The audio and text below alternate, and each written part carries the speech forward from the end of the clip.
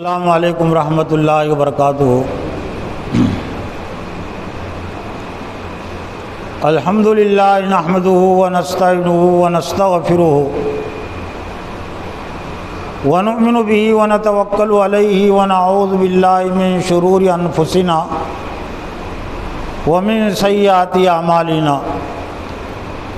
قال اللہ تعالی فی القرآن المجید والفرقان الحمید۔ فاعوذ باللہ من الشیطان الرجیم، بسم اللہ الرحمن الرحیم۔ قلنا اہبطوا منہا جمیعا فإما یأتینکم منی ھدی فمن تبع ھدای فلا خوف علیہم ولا هم یحزنون۔ وقال اللہ تعالی اذن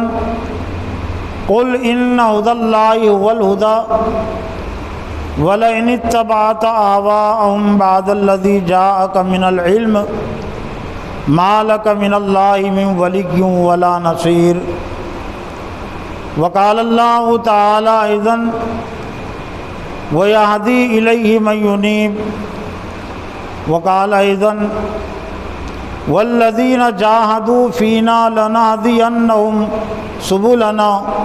وَإِنَّ اللَّهَ لَمَعَ الْمُحْسِنِينَ۔ وقال النبی صلی اللہ علیہ وسلم یقول اللہ تعالی عز وجل یا عبادی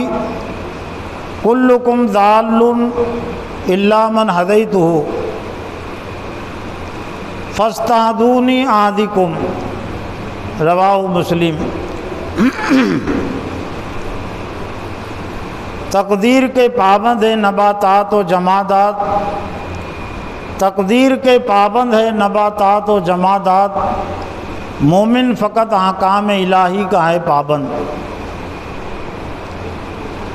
معزز و محترم دینی بھائیوں، بزرگوں، نوجوانوں، خواتین اور بہنوں، آج کے اس جمعہ کے خطبے میں جس عنوان اور موضوع کے تحت کچھ باتیں پیش کرنی ہیں قرآن و حدیث کی روشنی میں، وہ ایک اہم عنوان اور موضوع ہے، اور اس کا جو عنوان اور موضوع بنتا ہے وہ یہ ہے کہ اللہ کا قانون ہدایت اور اس کے تقاضے، دستور ہدایت بھی ہم کہہ سکتے ہیں کہ اللہ نے انسانوں کے لیے ہدایت کا جو دستور متعین کیا، جو ہدایت کے اصول متعین کیے وہ کیا ہیں اور اس کے تقاضے کیا ہیں۔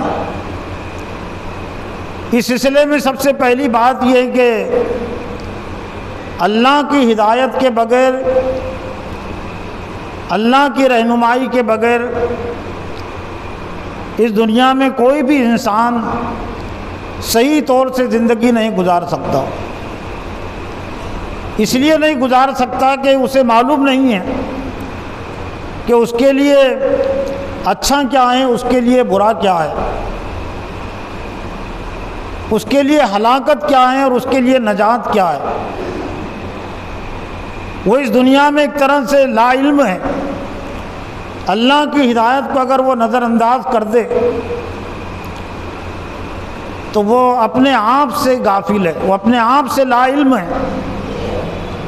وہ اپنے آپ کو نہیں جان سکتا اس کے اندر کیا خوبیاں ہیں اور اس کے اندر کیا خامیاں ہیں۔ اس کا تعلق اللہ کی ہدایت سے، اور یہ اصولی بات بھی ہے، عقل سے بھی یہ سمجھ میں آتی ہے۔ انبیاء علیہ السلام کی تعلیمات تو اس پر شاہد ہے، حضرت صلی اللہ علیہ وسلم کی پوری زندگی اس پر گواہ ہے۔ لیکن انسان اگر صحیح اپنی عقل کا استعمال کرے تو اس نتیجے پر پہنچے گا کہ اس کے لیے اللہ کی ہدایت، اللہ کی رہنمائی ضروری ہے۔ دنیا میں بھی چیزیں بنتی ہیں، مختلف کمپنیوں میں مختلف چیزیں بنتی ہے، اور جہاں چیزیں بنتی ہے تو وہیں پر ان کی گائیڈ بک بھی بنتی ہے۔ ان کی کتاب بھی وہیں بنتی ہے، طریقہ استعمال جس کو ہم کہتے ہیں۔ بہت ساری ہمدرد کی دواؤں پر تو یونانی دواؤں پر لکھا ہوا ہوتا ہے طریقہ استعمال، اور جن دواؤں پر لکھا ہوا نہیں ہوتا تو میڈیکل والے بتاتے، ڈاکٹر بتاتے ہیں کہ یہ دوا کے استعمال کا طریقہ کیا ہے۔ تو جس کمپنی میں جو چیز بنتی ہے تو وہاں پر اس کی تحریر، اس کی کتاب بھی تیار ہوتی ہے، اور یہ صرف دوا ہی کے متعلق نہیں ہے۔ اگر آپ کار خریدیں گے تو کار کے ساتھ ایک گائیڈ بک آپ کو ملے گی، کمپیوٹر خریدیں گے کہ کمپیوٹر کے ساتھ ایک گائیڈ بک آپ کو ملے گی، پنکھا خریدیں گے تو پنکھے کے ساتھ بھی ایک گائیڈ بک آپ کو ملے گی۔ اور جن چیزوں کی گائیڈ بک ہوتی ہے وہی چیزیں اصلی ہوتی ہے، نقلی چیزوں کی کوئی گائیڈ بک نہیں ہوتی، لیکن جو اصلی چیزیں ہوتی ہیں ان کی گائیڈ بک ہوتی ہے۔ اور یہ بھی حقیقت ہے کہ جو چیز جہاں تیار ہوئی ہے تو اسی کہاں کہیں اس کی گائیڈ، اس کی رہنمائی کرنا۔ ایسا نہیں ہو سکتا کہ جوتے بنانے والی کمپنی وہ کمپیوٹر کے طریقے کو بتائے۔ اگر جوتے بنانے والی کمپنی کمپیوٹر کی گائیڈ لکھیں گی، متعین کرے گی، تو اس کا یہ عمل غیر قانونی شمار ہوگا، اس پر مقدمہ قائم ہو جائے گا، اس لیے کہ اس کا یہ حق نہیں ہے اور اس کو علم نہیں ہے۔ جس کمپنی نے کمپیوٹر بنایا ہے، جس سائنسداں نے کمپیوٹر بنایا ہے، تو اسی کو اس کا علم ہے کہ اس کو کیسے استعمال کیا جائے اور کیسے نہ استعمال کیا جائے۔ لیکن افسوس کے ساتھ کہنا پڑتا ہے کہ جو انسان یہ سمجھتا ہے کہ ہر چیز کے لیے ایک گائیڈ بک ہوتی ہے، وہ تسلیم کرتا ہے۔ 2 روپیے تو 3 روپیے کی گولی کے ساتھ، دوا کے ساتھ بھی ایک گائیڈ ہوتی ہے، رہنمائی کا وہ محتاج ہوتا ہے، لیکن وہ یہ نہیں جانتا کہ انسانی زندگی کی بھی کوئی گائیڈ بک ہے، اور انسانی زندگی کے لیے بھی کوئی گائیڈ بک ہونا چاہیے۔ اور وہ یہ بھی نہیں جانتا کہ انسان جہاں بنا ہے، جس کارخانے میں، جس نے اس کو بنایا ہے اس نے اس کی گائیڈ بک بھی بنایا ہے۔ خالق کائنات، مالک کائنات اللہ رب العالمین نے انسانوں کو پیدا کیا، تو انسانوں کی ضرورت کو سامنے رکھ کر، ان کی روحانی ایمانی ضرورت کو سامنے رکھ کر، ان کی جسمانی اور مادی ضرورت کو سامنے رکھ کر اللہ تعالیٰ نے انسانوں کی ہدایت متعین کی، اس کی رہنمائی کی ہے۔ اور دنیا کی تاریخ یہ بتاتی ہے کہ جب تک انسان اللہ کی ہدایت کے مطابق چلا تو اس دنیا میں بھی وہ کامیاب رہا، آخرت میں بھی کامیاب۔ اور جب اس نے اس ہدایت کو نظر انداز کر دیا جو اللہ تعالیٰ نے متعین کیا ہے، اس دنیا میں بھی اس نے نقصان اٹھایا اور آخرت میں بھی وہ نقصان میں پڑے گا۔ اب وہ گائیڈ بک کیا ہیں؟ سورہ بقرہ کے 4 رکوع کے اخیر میں اللہ تعالیٰ نے حضرت آدم اور حضرت حوا کو زمین پر بھیجنے کا فیصلہ کیا۔ قُلْنَا اهْبِطُوا مِنْهَا جَمِيعًا فَإِمَّا يَأْتِيَنَّكُم مِّنِّي هُدًى فَمَن تَبِعَ هُدَايَ فَلَا خَوْفٌ عَلَيْهِمْ وَلَا هُمْ يَحْزَنُونَ۔ یہاں سے اتر جاؤ، جب جب بھی میری جانب سے ہدایت آئے گی تو فمن تبع ہدایا فلا خوف علیہم ولا هم يحزنون، تو جو ہدایت کی اتباع اور پیروی کرے گا اس پر کوئی ڈر اور خوف نہیں ہوگا۔ والذین کفروا وکذبوا بآیاتنا اولئک اصحاب النار هم فیہا خالدون۔ اور جو لوگ اس ہدایت کا انکار کریں گے اور اس کو جھٹلائیں گے تو وہ دوزخ والے ہیں، آگ والے ہیں، اور اس میں ہمیشہ رہیں گے۔ سورہ بقرہ کے 4 رکوع میں اللہ تعالیٰ نے حضرت آدم علیہ السلام کی پیدائش اور اس کا مقصد، اور پھر ابلیس کو اللہ تعالیٰ نے جو ڈھیل اور مہلت دی اور ابلیس نے ایک طرح سے حضرت آدم اور حضرت حوا کے ساتھ جو دشمنی کی، اس کا تذکرہ ہے۔ اور اسی 4 رکوع میں اللہ تعالیٰ نے حضرت آدم علیہ السلام کے متعلق یہ فرمایا شروع میں، وَعَلَّمَ آدَمَ الْأَسْمَاءَ كُلَّهَا، اور اللہ تعالیٰ نے حضرت آدم علیہ السلام کو تمام چیزوں کا علم دیا، تمام ناموں کا علم دیا۔ اس سے مراد ہے وہ تمام چیزیں جو قیامت تک ایجاد ہونے والی ہے، تو ان تمام چیزوں کا علم یعنی ضروریات زندگی کا علم ہم جسے کہہ سکتے ہیں۔ انسان کا ایک وجود اس کا جسمانی وجود ہے، اور انسان کا جسم چونکہ مٹی سے پیدا ہوا ہے، مٹی سے بنا ہے، لیکن روح مٹی سے نہیں بنی۔ قرآن مجید میں اللہ نے فرمایا فرشتوں کو خطاب کر کے، فَإِذَا سَوَّيْتُهُ وَنَفَخْتُ فِيهِ مِن رُوحِي فَقَعُوا لَهُ سَاجِدِينَ۔ یہ کئی مرتبہ ہے قرآن مجید میں۔ اللہ نے فرشتوں سے کہا کہ جب میں انسان کو درست کر دوں، یعنی مٹی سے اس کا میں پتلا بنا دوں، اس کی شبیہ بنا دوں، اس کا جسمانی وجود میں جب درست کر دوں، وَنَفَخْتُ فِيهِ مِن رُوحِي، اور میں اپنی روح اس میں پھونکوں تو سجدے پہ گر جانا۔ فَقَعُوا لَهُ سَاجِدِينَ فَسَجَدَ الْمَلَائِكَةُ كُلُّهُمْ أَجْمَعُونَ إِلَّا إِبْلِيسَ أَبَىٰ وَاسْتَكْبَرَ وَكَانَ مِنَ الْكَافِرِينَ۔ تمام فرشتوں نے سجدہ کیا سوائے ابلیس کے، اس نے تکبر کیا اور وہ انکار کیا اور کافروں میں سے ہو گیا۔ تو چونکہ انسان کا جسم مٹی سے بنا ہے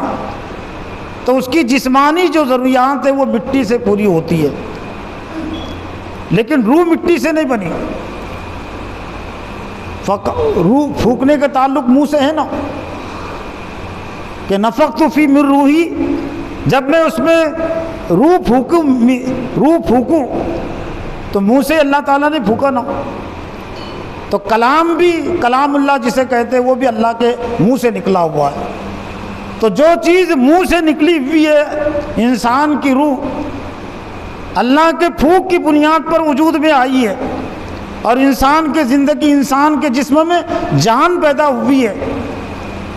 تو اب یہ روح کی جو ضرورت ہے وہ مٹی سے پوری نہیں ہو سکتی۔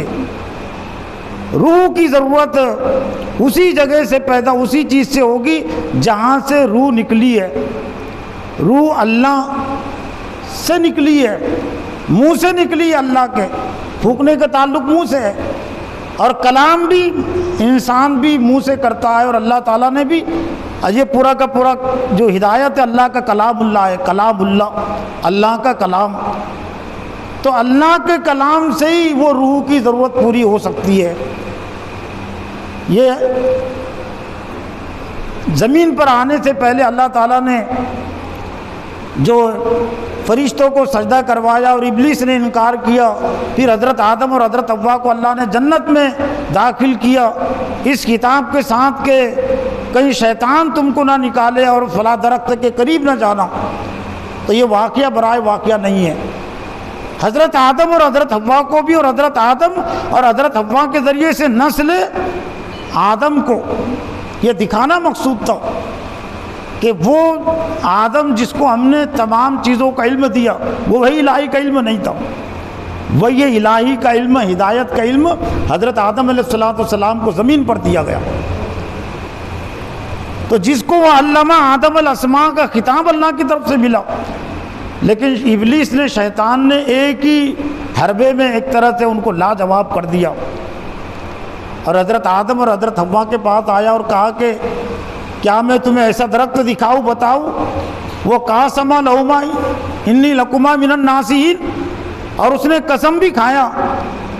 کہ میں تم دونوں کا خیر خواہ ہوں، اور اللہ نے تم کو اس درخت کے کھانے سے جو روکا ہے تو اس لیے روکا ہے کہ کہیں تم ہمیشہ جنت میں نہ رہ جاؤ اور کبھی ہمیشہ کی زندگی تم کو نہ مل جائے، لیکن اگر تم نے اس درخت کو جگہ چکھ لیا، کھا لیا، تو پھر ہمیشہ ہمیشہ کی زندگی تمہیں ملے گی، ہمیشہ ہمیشہ کی جنت تمہیں ملے گی۔ اور اس نے قسمیں اپنی بات پر، جھوٹی قسم جس کو ہم کہیں گے، لیکن نصیحت خیر خواہ بن کر کہ میں تم دونوں کا خیر خواہ ہوں۔ تو یہ یوں ہی نہیں ہے، حضرت آدم اور حضرت حوا کو بھی بتلا دیا گیا کہ جس آدم کو تمام چیزوں کا علم دے دیا گیا، ضرورت زندگی کا، شیطان کے مکر و فریب کا مقابلہ وہ نہیں کر سکے۔ پھر اللہ نے زمین، ان کی توبہ قبول ہوئی توبہ قبول ہونے کے بعد اللہ نے زمین پر بھیجنے کا فیصلہ کیا تو اس ہدایت کے ساتھ حضرت آدم اور حضرت حوا کو اور تمام انسانوں کو طرف سے بھیجا، قُلْنَا اهْبِطُوا مِنْهَا جَمِيعًا، یہاں سے اتر جاؤ، میری جانب سے ہدایت آئے گی۔ فَمَن تَبِعَ هُدَايَ فَلَا خَوْفٌ عَلَيْهِمْ وَلَا هُمْ يَحْزَنُونَ فَإِمَّا يَأْتِيَنَّكُم مِّنِّي هُدًى، جب بھی میری جانب سے ہدایت آئے تو جس نے بھی اس ہدایت کی اتباع اور پیروی کی اس پر کوئی ڈر و خوف نہیں ہوگا، وہ شیطان کے مکر و فریب میں نہیں آ سکے گا، شیطان اس کو بہکانے پر قادر نہیں ہو سکے گا، راہ راستے سے نہیں ہٹا سکے گا۔ لیکن جو لوگ انکار کریں گے اور کفر کریں گے وہ دوزخ والے ہوں گے۔ وہ ہدایت کا علم اللہ نے حضرت آدم علیہ السلام کو وحی کے ذریعے سے دیا، وہ پیدائشی نہیں ہے، وہ انسان کے جسمانی وجود میں نہیں ہے، اس کا تعلق روح سے ہے۔ اس لیے بڑے بڑے سائنسداں جنہوں نے دنیا کی چیزوں کے لیے عقل استعمال کی، دماغ استعمال کیا، اس میں مسلمان بھی تھے، اس میں غیر مسلم بھی تھے، کافر بھی تھے، تو ان کو اس میں کامیابی ملی ہے اور اس میں ان کا کوئی کمال نہیں ہے۔ وہ حضرت آدم علیہ السلام کی مناسبت سے وہ علم الاشیاء کی جو صلاحیت ہے، وہ علامہ آدم الاسماء کی جو صلاحیت اور قابلیت ہے وہ منتقل ہو رہی ہے، قیامت تک وہ منتقل ہوتے رہیں گی نسل آدم میں۔ چنانچہ انہوں نے عقل استعمال کی، ریل بنانے کے سلسلے میں تو کامیابی ملی، ہوائی جہاز بنانے کے سلسلے میں اپنی عقل کا استعمال کیا کسی سائنسداں نے تو کامیابی ملی، کمپیوٹر بنانے کے سلسلے میں کسی سائنسداں نے اپنی عقل کا استعمال کیا، کامیابی ملی، بجلی بنانے کے سلسلے میں انسان نے اپنی عقل کا استعمال کیا تو کامیابی ملی، اس لیے کہ وہ علم فطرت میں، وہ اس کی فطرت میں۔ لیکن جس انسان نے بھی، چاہے افلاطون ہو، ارسطو ہو، اور بھی کوئی بڑا سائنسداں اور فلسفی ہو، جس نے انسان کی ہدایت کے سلسلے میں اپنی عقل کا استعمال کیا کہ انسان کو کس طرح سے رہنا چاہیے، انسان کو کیا کرنا چاہیے اور کیا نہیں کرنا چاہیے، جب اس نے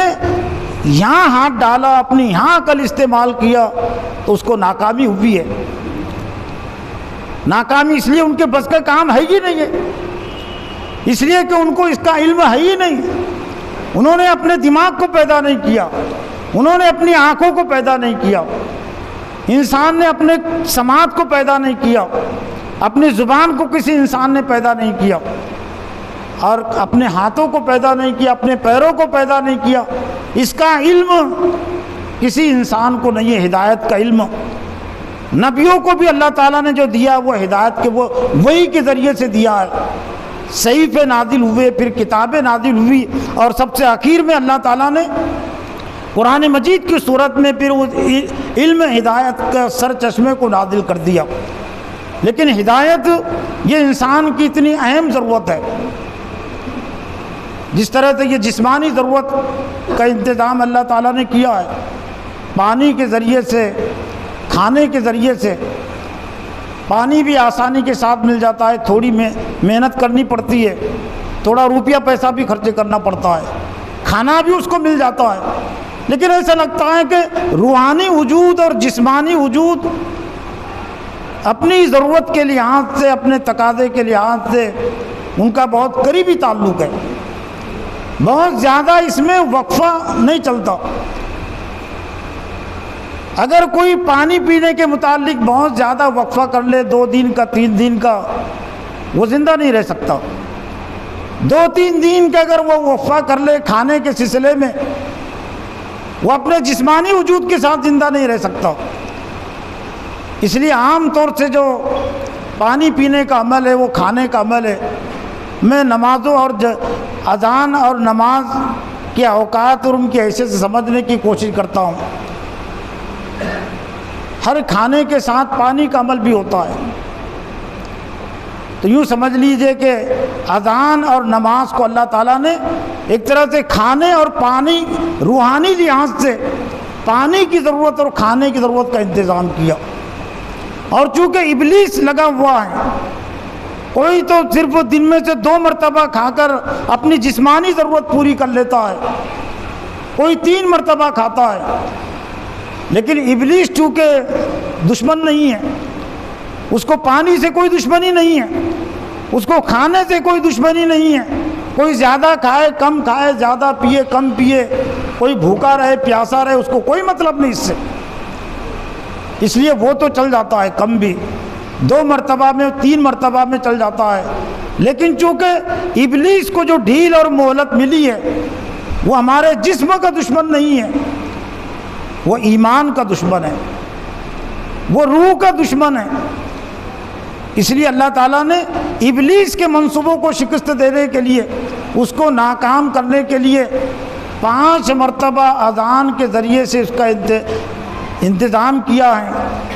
ایمان کی حفاظت کا انتظام، روح کی حفاظت کا انتظام اللہ تعالیٰ نے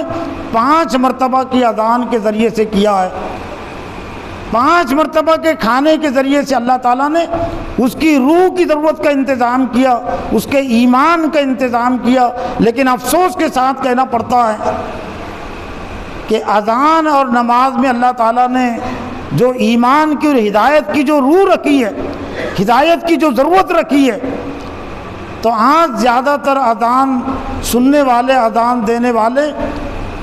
اس کو سمجھنے کی کوشش نہیں کرتے، زیادہ تر نماز پڑھنے والے بھی اس کو سمجھنے کی کوشش نہیں کرتے، دل اور دماغ سے اس کا تعلق۔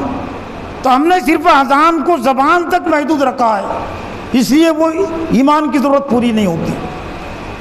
روح کی ضرورت پوری نہیں ہوتی۔ ہم نے کانوں تک رکھا ہے اذان کو اور زبان تک رکھا ہے،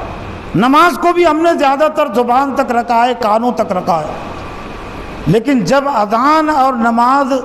جس طرح سے کھانا اگر کوئی صرف حلق تک ہی رکھے تو بھوک مٹنے والی نہیں نا، معدے تک پہنچانا پڑتا ہے۔ پانی کو بھی معدے تک پہنچانا پڑتا ہے، تب پانی اپنا اثر دکھاتا ہے، پانی اپنی ضرورت پوری کرتا ہے۔ کھانے کو بھی معدے تک پہنچانا پڑتا ہے جو اس کی اصل جگہ ہے، تب کھانے کا فائدہ ہوتا ہے۔ اگر کوئی اوپر ہی اوپر اگر پانی رکھے، صرف وہ کلی کرے، پانی منہ میں لے، تو پیاس اس سے نہیں مٹے گی، انسان کے جسم کی ضرورت پوری نہیں ہوگی۔ تو ٹھیک یہی معاملہ آج ہمارا ہے۔ آج جو ہم ایمانی لحاظ سے، روحانی لحاظ سے جو ایک طرح سے بھوکمری کا شکار ہے، اور بہت ساروں کی موت ہو چکی ہے۔ حدیث میں کہا گیا الذی یذکر ربہ الذی لا یذکر ربہ کمثل الحی والمیت، وہ شخص جو اللہ تعالیٰ کو یاد کرتا ہے اور جو اللہ کو یاد نہیں کرتا، اس کی مثال زندے اور مردے کی طرح ہے۔ تو یہاں پر بہت سارے لوگوں کو یہ ایمان کے مرنے کا احساس نہیں ہوتا، روحانی لحاظ سے اس کی جو موت ہو گئی اس کا احساس نہیں ہے، صرف جسمانی لحاظ سے بیماری کا احساس ہے، جسمانی لحاظ سے کمزوری کا احساس ہے۔ لیکن اس ہدایت کا ایک اہم تقاضا یہ ہے کہ ہم اس کی ضرورت محسوس کریں، جس طرح سے ہم پانی کی ضرورت محسوس کرتے ہیں اور پانی کو معدے تک پہنچاتے ہیں، کھانے کی ضرورت محسوس کرتے ہیں، کھانے کو معدے تک پہنچاتے ہیں، تو اسی طرح سے قرآن مجید کی جو احکام ہیں، قرآن مجید جو ہدایت کا سر چشمہ ہے اور اس کا نچوڑ و خلاصہ اللہ تعالیٰ نے دن میں سے 5 مرتبہ کی اذان اور نماز کے ذریعے سے پیش کیا ہے، اس کو بھی ہم دل تک، دماغ تک پہنچانے کی کوشش کریں۔ لیکن اس کے لیے چونکہ اللہ تعالیٰ بے نیاز ہے، تو اللہ تعالیٰ نے شرط رکھ دی ہے۔ ہدایت کے نتیجے میں چونکہ اس دنیا میں بھی بڑی کامیابی ملنے والی ہے اور آخرت میں جنت ملنے والی ہے، اس لیے اللہ تعالیٰ نے ہدایت کے لیے جو سب سے پہلی شرط رکھی ہے وہ سورہ شورى کی آیت نمبر 13 میں بھی اور بھی بہت ساری صورتوں میں ہے، وَيَهْدِي إِلَيْهِ مَن يُنِيبُ، اللہ اسی کو ہدایت دیتا ہے جو اس کی طرف متوجہ ہوتا ہے، جو ہدایت سے بے توجہی برتتا ہے اللہ اس کو ہدایت نہیں دیتا۔ ہدایت کی اہمیت اور ضرورت کو واضح کرنے کے لیے حضرت صلی اللہ علیہ وسلم جو خطبہ دیتے تھے تو عام طور سے آپ کے خطبے کے شروع میں جو کلمات ہوتے تھے،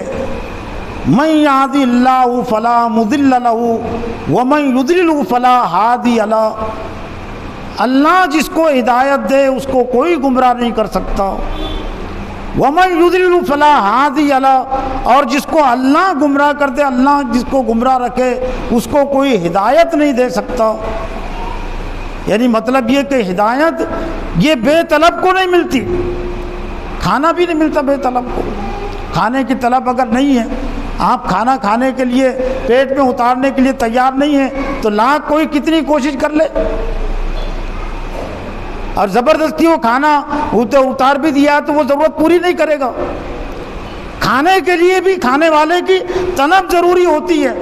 پیاس کی طلب ہے، کھانے کی طلب ہے، وہ کھانا اس کو فائدہ پہنچائے گا، وہ پانی اس کو فائدہ پہنچائے گا۔ تو ہدایت کے سلسلے میں بھی اس سے زیادہ اللہ تعالیٰ نے طلب کی ضرورت رکھی ہے کہ یہدی الیہ من ینیب، اللہ اسی کو ہدایت دیتا ہے جو اس کی طلب رکھتا ہے۔ پھر اللہ تعالیٰ جس کو ہدایت دیتا ہے تو اللہ تعالیٰ نے اس کی ایک پہچان بیان کی ہے سورہ انعام کی آیت نمبر 125 میں، فَمَن يُرِيدِ اللَّهُ أَن يَهْدِيَهُ يَشْرَحْ صَدْرَهُ لِلْإِسْلَامِ۔ اس کی روشنی میں ہم سمجھ سکتے ہیں کہ ہدایت مجھے ملی یا نہیں، اور کون ہدایت پر اور کون ہدایت پر نہیں ہے۔ فَمَن يُرِيدِ اللَّهُ، اللہ تعالیٰ جس کو ہدایت دینا چاہتا ہے، یشرح صدرہ للاسلام، تو اللہ تعالیٰ اس کے سینے کو اسلام کے لیے کھول دیتا ہے۔ اسلام کی ہر بات اس کے سینے میں، اس کے دل میں اتر جاتی ہے، دل تنگی محسوس نہیں کرتا، دل کو شرح صدر حاصل ہوتا ہے، دماغ کو خوشی حاصل ہوتی ہے اسلام کی بات سے۔ اگر دین اور ایمان کی بنیاد پر اگر اس کو مارا جائے اور اس کی شہادت ہو جائے، اس کا قتل ہو جائے، تو بھی اس کو خوشی حاصل ہوتی ہے، ورنہ اس کی آپ کیا توجیہ کریں گے کہ وہ شہادت کی دعا کرتے ہیں اہل ایمان۔ شہادت کی دعا کرنے مطلب مرنے کی دعا ہی ہے نا، کہ اللہ تعالیٰ تو مجھے شہادت کی موت عطا کرے، تو گویا کہ خوشی ہے نا ان کو، تو یہ ہدایت کی علامت ہے۔ لیکن کتنے ایسے افراد، جب تک اہل ایمان میں ایسے افراد کا غلبہ تھا، یشرح صدرہ للاسلام، اللہ جن لوگوں کو ہدایت دینا چاہتا ہے تو اسلام کے لیے ان کے سینے کو کھول دیتا ہے۔ دین اسلام کی کوئی بات ان کو بری نہیں لگتی، ان کو بوجھ نہیں لگتی۔ آج خاص طور سے ویسے زندگی کے بہت سارے معاملات میں اسلام کی جو ہدایتیں ہیں، قرآن کی جو ہدایتیں ہیں، آج امت مسلمہ کے لیے بوجھ بنی ہوئی ہے، زحمت بنی ہوئی ہے۔ عقائد کے متعلق اسلام کی جو ہدایت ہے کہ اللہ کے علاوہ کسی اور کے سامنے سجدہ نہ کیا جائے، تو بہت سارے لوگوں کو یہ بھی ہدایت بری لگتی ہے، تو اللہ تعالیٰ سزا دیتا ہے۔ پھر اللہ تعالیٰ پھر پتھروں کے سامنے، مزاروں کے سامنے، مزار بھی مٹی ہے نا، کچھ لوگ پتھروں کے سامنے جھکتے ہیں، مزاریں بھی پتھروں کی بنی ہوئی ہوتی ہے، جب پکی بن جاتی ہے تو پتھر ہوتے ہیں اس میں، تو مزار کے سامنے جھکنا کیا، سجدہ کرنا کیا، یا مندر میں مورتی کے سامنے سجدہ کرنا کیا، کوئی اس میں فرق نہیں ہے۔ تو پھر اللہ تعالیٰ سزا دیتا ہے۔ جو ایک اللہ کے سامنے نہیں جھکتے تو اللہ تعالیٰ پھر سینکڑوں کے سامنے اس کو جھکا دیتا ہے، اور پھر بھی ان کو اطمینان نہیں ہوتا، اور جن کے سامنے وہ جھک رہے ہیں تو پھر بھی ان سے پورے طور سے خوش نہیں ہوتے۔ زندوں کے سامنے، بڑوں کے سامنے اگر وہ جھک رہے ہیں ان کو راضی اور خوش کرنے کے لیے، تو بھی وہ ناراضی رہتے ہیں۔ آج دین اسلام کی خاص طور سے وہ باتیں جو معاشرت سے تعلق رکھتی ہے، سیاست سے تعلق رکھتی ہے، آج اہل ایمان کے جو سینے ہیں، جو سینے کا جو لفظ استعمال کیا گیا، یشرح صدر الاسلام، تو سینے میں دل ہوتا ہے، تو مطلب یہ کہ اللہ تعالیٰ جس کو ہدایت دینا چاہتا ہے تو اسلام کی تمام باتوں کے لیے اس کے دل کو اللہ تعالیٰ کھول دیتا ہے، روشن کر دیتا ہے، اور دین اسلام کی باتوں پر ان کو اطمینان ہوتا ہے۔ الا بذکر اللہ تطمئن القلوب، سن لو اللہ کے ذکر سے ہی، اللہ کے احکام سے ہی دلوں کو اطمینان نصیب ہوتا ہے۔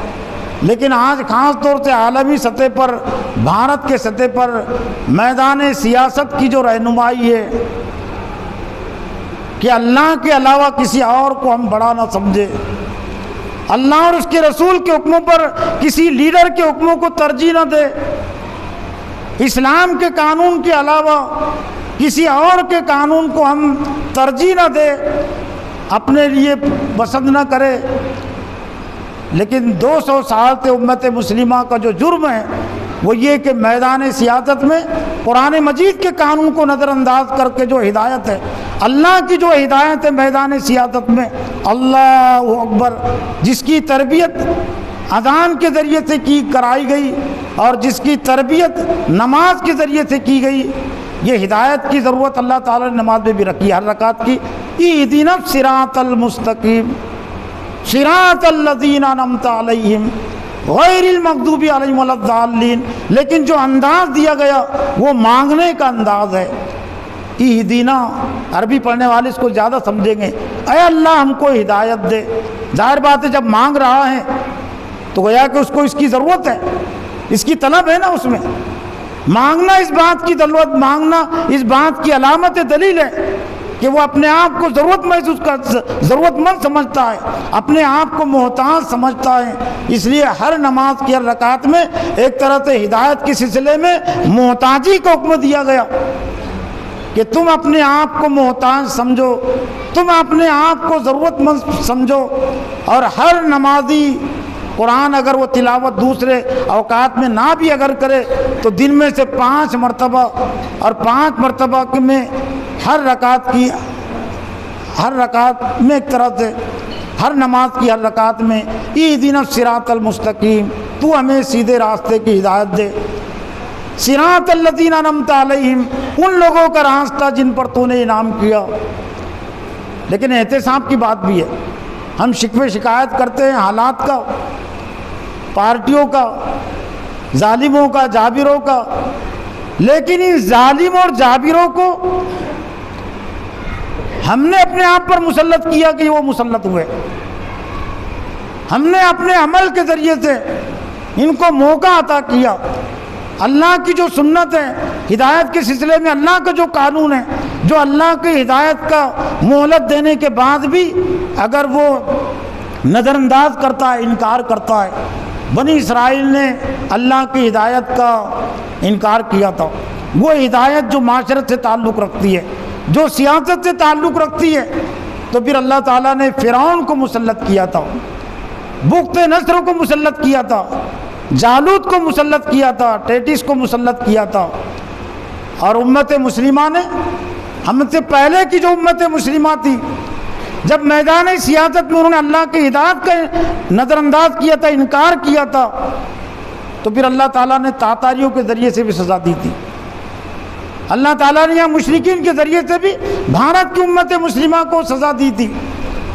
ماضی میں بھی دی تھی، لیکن ہم نے کوئی نصیحت عبرت حاصل نہیں کی۔ اور موجودہ دور میں بھی یہ کم کچھ سزا سے نہیں گزر رہی امت مسلمہ۔ کوئی دن ایسا نہیں گزرتا کہ جس میں امت مسلمہ سیاسی لحاظ سے مظلوم ترین، کمزور ترین، بے بس ترین، ذلیل ترین، اخبارات کے ذریعے سے، میڈیا کے ذریعے سے اور پارٹیوں کے ذریعے سے ان کی یہ مجبوری بے بسی ظاہر نہ ہوتی ہو، لیکن پھر بھی احساس نہیں ہے۔ تو ہدایت کو ہم صرف یہ نہ سمجھے کہ ہدایت یہ صرف دعا کی چیز ہے، اللہم اہدنا، اللہ ہم کو ہدایت دے، اللہ ہم کو ہدایت دے، یہ مانگنے کے ساتھ اس کے تقاضوں کو پورا کرنے کی یہ ضرورت ہے، اور یہ تقاضا کرتی ہے۔ غیر المغضوب علیہم ولا الضالین، سورہ فاتحہ میں ان لوگوں کا راستے سے بچنے کی تلقین کی گئی، ضالین کے الفاظ اس میں، ضالین کہتے گمراہ، یعنی ہدایت یافتہ لوگوں کے پیچھے چلنا اور گمراہ لوگوں سے اپنے آپ کو بچانا۔ پھر ایک اہم جو چیز ہے، ویسے تو بہت ساری آیات میں نے جمع کیا تھا، لیکن ظاہر بات ہے وہ تمام آیات پر تبصرہ نہیں ہو سکتا، درس نہیں، لیکن ایک اہم آیت سورہ عنکبوت کی،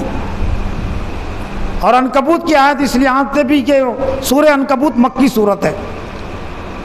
آج امت مسلمہ کہ کچھ امت مسلمہ کے ذہن و دماغوں میں یہ بات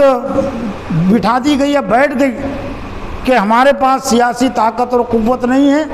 اس لیے سیاست ہم زیادہ مجبور ہے۔ اس کی تردید کہتے ہو تو مسلمانوں کی جو سیاسی حکمرانی کا دور ہے وہ تو کافی ہے سمجھنے کے لیے، زیادہ تر جلا وطنی امت مسلمہ کی ہوئی ہے تو اپنے دور حکمرانی میں ہوئی ہے۔ قتل عام جو امت مسلمہ کا ماضی میں بھی جو ہوا ہے دین کو چھوڑنے کے نتیجے میں ہوا ہے، خلافت بنو عباسیہ کا بھی، اور یہاں بھارت میں بھی تو زیادہ تر وہ سیاسی دور حکمرانی میں، لیکن اہم جو چیز والذین جاہدوا فینا لنہدینہم سبلنا وان اللہ لمع المحسنین، جو لوگ ہماری راہ میں جد و جہد کرتے، کوشش کرتے، ہدایت کے الفاظ ہیں لنہدینہم، ہم ضرور ان کے لیے راستے پیدا کرتے ہیں، باطل پرست ایک راستہ بند کرنے کی کوشش کرتے ہیں، اللہ تعالیٰ اس کی جگہ کئی راستے ان کے لیے کھول دیتا ہے۔ اور اس میں ماضی کی بھی تاریخ اس پر شاہد ہے اور حال کی تاریخ بھی اس پر شاہد ہے۔ آج بھی جو لوگ ہدایت کو حاصل کرنے کے سلسلے میں جد و جہد کر رہے ہیں کہ میری زندگی میں ہدایت باقی رہے، مسلمان جو ہے تو ہدایت پر عمل کرے اور گمراہی سے اپنے آپ کو بچائے، تو جو لوگ ہماری راہ میں جہاد کرتے، کوشش کرتے ہیں، جہاد کے الفاظ ہیں، سرسری کوشش کو نہیں کہتے، انتھک کوشش، جان توڑ کوشش جو کرتے ہیں میرے لیے، والذین جاہدوا فینا، اللہ کے دین کے سلسلے میں لنہدینہم سبلنا، ان کے راستے کبھی بند ہو ہی نہیں سکتے۔ آج جو ہم مجبور اپنے آپ کو پاتے ہیں میدان سیاست میں، کھانپ توڑتے، بے بس ہے نا، لاچار ہے، اس کی بنیادی وجہ یہ ہے کہ ہم نے فینا پر عمل نہیں کیا۔ اللہ کی راہ میں اللہ کی کبریائی بڑائی کو اگر ہم اختیار کرے، اللہ اکبر پر عمل کرے، اہدنا الصراط المستقیم پر عمل کرے، غیر المغضوب علیہم ولا الضالین پر عمل کرے۔ غیر المغضوب علیہم ولا الضالین عمل کا مطلب یہ کہ ہر گمراہ شخص کے پیچھے چلنے سے روکا گیا، ہر شرک کرنے والے کے پیچھے چلنے پر روکا گیا، ہر نماز کی رکعت کے ذریعے سے تو ہم ان کے لیے راستے پیدا کرتے ہیں۔ وَإِنَّ اللَّهَ لَمَعَ الْمُحْسِنِينَ، اور اللہ تعالیٰ بے شک بھلائی کرنے والوں کے ساتھ ہیں۔ اور ایک اہم جو چیز ہے وہ یہ ہے کہ قرآن مجید میں اللہ تعالیٰ نے سورہ شورى کے آخر میں آیت نمبر 52 میں وَكَذَلِكَ أَوْحَيْنَا إِلَيْكَ رُوحًا مِّنْ أَمْرِنَا مَا كُنْتَ تَدْرِي مَا الْكِتَابُ وَلَا الْإِيمَانُ وَلَكِنْ جَعَلْنَاهُ نُورًا نَهْدِي بِهِ مَن نَّشَاءُ مِنْ عِبَادِنَا۔ اے محمد صلی اللہ علیہ وسلم نے ہم نے اس قرآن کی آپ کی طرف وحی کی ہے، آپ اس سے پہلے ایمان بھی نہیں جانتے تھے، کتاب بھی نہیں جانتے تھے، حالات کو جاننا تو بہت دور کی بات ہے، قرآن کے بغیر ہم ایمان کو بھی نہیں جان سکتے۔ ہم ایمان قرآن کو نظر انداز کر کے ہم حالات کو جاننا چاہتے ہیں کہ ہمارے دشمن کون ہیں، ہمارے دوست کون ہیں۔ جب ایمان کو بھی نہیں ہم جان سکتے، کتاب کو نہیں جان سکتے، تو موجودہ دور میں ہمارے دشمن کون ہیں، ہم کو کرنا کیا ہے، کیا نہیں کرنا ہے، تو ہم قرآن کے بغیر نہیں جان سکتے۔ ولیکن جعلناہ نورا، اللہ نے فرمایا کہ ہم نے اس کو روشنی بنایا، نہدی بہ من نشاء من عبادنا، اور ہم اسی کے ذریعے سے ہمارے بندوں میں سے جس کو چاہتے ہیں ہدایت دیتے ہیں۔ تو ذریعہ ہدایت انبیاء کے لیے بھی اللہ کا کلام بھی تھا، حضرت محمد صلی اللہ علیہ وسلم کو بھی جو ہدایت ملی وہ قرآن کے ذریعے سے ملی، ورنہ سورہ زحا میں ہے نا وَوَجَدَكَ ضَالًّا فَهَدَىٰ، ہم نے آپ کو ضالن کے معنی گمراہ کے ہوتے، لیکن ادب و احترام کے تقاضے کے طور پر ترجمہ کیا مترجمین نے، ہم نے آپ کو ناواقف راہ پایا، راستے کے علم سے آپ ناواقف تھے، فَهَدَىٰ، بس ہم نے آپ کو ہدایت دی۔ تو حضرت محمد صلی اللہ علیہ وسلم کو بھی قرآن کے ذریعے سے اللہ تعالیٰ نے ہدایت دی، قرآن کے ذریعے سے حضرت محمد صلی اللہ علیہ وسلم کو اللہ تعالیٰ نے قرآن سمجھایا، یہ قرآن کے ذریعے سے ایمان سمجھایا۔ تمام کے تمام صحابہ کرام نے قرآن کے ذریعے سے ایمان کو سمجھا۔ اور آخر میں وہ حدیث قدسی جو میں نے شروع میں پڑھی تھی کہ اللہ کا فرمان ہے کہ یا عبادی، اے میرے بندو، کلکم ضالون، تم سب کے سب گمراہ ہو، الا من ہدیتہ، مگر وہ شخص جس کو میں نے ہدایت دی، فاستہدونی، بس تم مجھ سے ہدایت مانگو، اہدکم، میں تمہیں ہدایت دوں گا۔ تو اللہ تعالیٰ نے قرآن کے ذریعے سے ہم کو ہدایت عطا کر دی۔ اب ضرورت اس بات کی ہے کہ ہم زندگی کے تمام معاملات میں قرآن سے رہنمائی حاصل کریں، اور جس سے قرآن روک دیتا ہے ہم اس سے رک جائے۔ تو یہ حالات جو آج بظاہر ایسے لگتے ہیں کہ امت مسلمہ کے لیے بہت زیادہ خراب حالات ہے، لیکن خراب حالات میں ہی امت مسلمہ نکلی ہے، اور اپنے منصب کی طرف وہ آمادہ ہوئی ہے۔ علامہ اقبال نے جو یورپ کے پس منظر میں شعر کہا تھا، بھارت کے پس منظر میں بھی وہ شعر صحیح سادی کہا سکتا ہے کہ مسلمان کو مسلمان کر دیا طوفان مغرب نے، مسلمان کو مسلمان کر دیا طوفان مغرب نے، کہ تلا تم آئے دریائی سے گور کی سیرابی۔ یعنی یورپ میں جب مسلمانوں پر ظلم و ستم ہو رہا تھا تو علامہ اقبال کہنے کا مطلب یہ ہے کہ جو نقلی مسلمان تھے، جو نام کے مسلمان تھے، وہ ظلم و ستم نے ان کو حقیقی مسلمان بنا دیا، کہ تلا تم آئے دریائی سے گور کی سیرابی۔ علامہ اقبال کی خصوصیت تھی، اور ان کی ذاتی خصوصیت نہیں، وہ قرآن کی خصوصیت تھی کہ ایک طرح سے مکھن کو پیش کر دیتے کہ تلا تم آئے دریائی سے گور کی سیرابی۔ مطلب یہ کہ دریا میں جہاں پر موج آتے ہیں، جہاں پر طوفان آتے ہیں، تو ہیرے جواہرات وہیں تیار ہوتے ہیں۔ پانی جہاں تک زیادہ ٹکراتا ہے طوفان کے ذریعے سے، سمندر میں جس جگہ پر طوفان زیادہ آتے ہیں، سمندر میں جس جگہ پر موجیں زیادہ اٹھتی ہے، کہ تلا تم آئے دریائی سے گور کی سیرابی، تو ہیرے جواہرات کی جو سیرابی ہوتی ہے، تو وہ یہ شدید ترین حالات میں، ظلم کے حالات میں، تو ہم یہ بھی کہہ سکتے ہیں کہ مسلمان کو مسلمان کر دیا طوفان ہند نے، طوفان ہند نے مسلمان کو مسلمان کر دیا، کہ تلا تم آئے دریائی سے گور کی سیرابی۔ تو یہ چند باتیں ہدایت کی ضرورت اور تقاضے کے طور پر میں نے رکھی ہے، لیکن اتنی مرتبہ میں نہیں رکھ سکتا ہوں، اس لیے میرا کہنا ہوتا ہے کہ اذان اور نماز کو اگر ہم سمجھ جائے، عمل کر لے، تو یہ تقریروں کی ضرورت نہیں پڑے گی۔ لیکن ہفتے میں 2 مرتبہ بھی 3 مرتبہ بھی لوگوں کو تو ضرورت سے زیادہ بغیر سمجھے بوجھے لوگ پڑھنا چاہتے ہیں، سننا چاہتے ہیں، تو بری نہیں لگتی۔ ہر رکعت کی، ہر نماز میں ہر باطل پارٹی سے بچنے کی تعلیم اور تلقین ہے۔ ہر رکعت کی، ہر رکعت میں انبیاء، صدیقین، شہداء اور صالحین کے راستے پر چلنے کی تعلیم اور تلقین ہے۔ تو ضرورت سے زائد نہیں کہہ سکتے نا، وہ ضرورت کے مطابق ہے۔ اس لیے تو اللہ تعالیٰ نے سورہ فاتحہ ہر نماز کے لیے رکھی ہے، اور ہر نماز کے موقع پر اللہ تعالیٰ نے اذان رکھی ہے، اور اذان میں سب سے زیادہ مرتبہ اللہ اکبر کا کلمہ رکھا ہے، کہ جس میں ایک طرح سے زندگی کے تمام معاملات میں رہنمائی ہے، اور اس میں دل کی بھی غذا ہے اور اس میں دماغ کی بھی غذا ہے۔ شرط یہ ہے کہ ہم اللہ اکبر کے لفظوں کو، اس کے مفہوم کو، مطلب کو ہم دل تک پہنچانے کی کوشش کریں، دماغ تک پہنچانے کی کوشش کرے۔ وآخر دعوانا ان الحمد للہ رب العالمین۔